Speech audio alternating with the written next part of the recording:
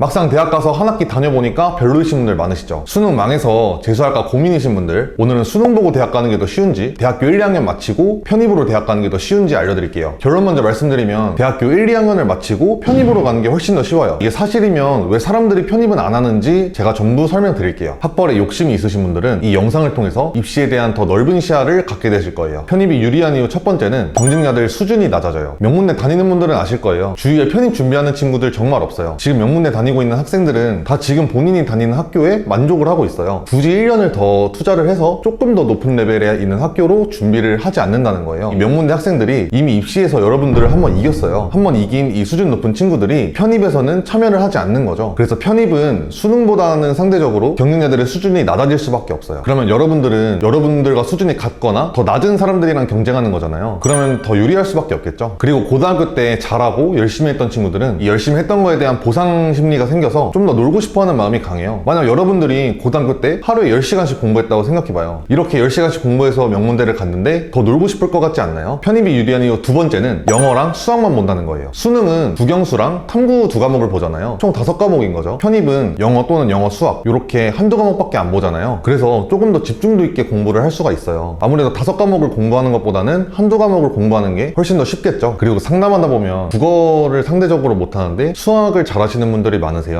이런 분들 같은 경우는 수학만 하면 되는 거니까 수능보다 훨씬 더 좋은 결과가 나올 수 있거든요. 실제로 이런 분들이 수학만 열심히 준비해서 높은 성적으로 좋은 대학 가는 경우도 많이 봤어요. 예를 들어서 저희가 수능을 보고 정시 원서 접수를 할 때 일부 과목만 보는 학교들이 있잖아요. 근데 이 일부 과목들이 내가 잘하는 과목이라면 평균 성적이 훨씬 높게 나오지 않았나요? 영어 수학을 잘하는데 국어나 탐구 때문에 발목이 잡히셨던 분들은 편입으로 준비하면 훨씬 더 유리하게 대학을 갈 수가 있는 거죠. 그리고 편입의 세 번째 장점은 원서 접수 제한이 없다는 거예요. 수능은 어떻게 결정돼요? 수능날 딱 하루 동안 본 시험의 성적으로 3번의 기회가 주어지죠. 내가 정해진 그 하루에 무슨 일이 생길지도 모르는 거고, 그리고 컨디션에 따라서 성적이 심하게 왔다 갔다 하는 게 수능이에요. 그래서 만약 정해진 수능날 컨디션이 안 좋거나 평소와 다른 실수를 했다면 그게 그대로 반영이 되는 거기 때문에 본 실력보다 더 낮은 점수를 받을 가능성이 높은 거죠. 근데 편입은 그게 아니에요. 편입은 각 학교마다 한 번씩 시험을 볼 수가 있는 거고, 예를 들어서 내가 세종대 시험에서 못 봤다고 하더라도 한양대에서 잘 봤으면 한양대를 갈 수가 있는 거예요. 그래서 편입은 기회가 무제한이다 보니까 수능에 비해서 내 실력을 조금 더 잘 발휘할 수 있는 전형인 거죠. 그리고 편입 같은 경우는 비인기 학과로 원서를 쓰게 되면 그 대학교에 합격할 가능성이 수능보다 많이 높아져요. 이게 무슨 말이냐면은 수능 같은 경우는 기회가 3번밖에 없잖아요. 근데 이 3개를 다 인기학과, 예를 들어 경영학과가 있겠죠. 이 3개를 다 경영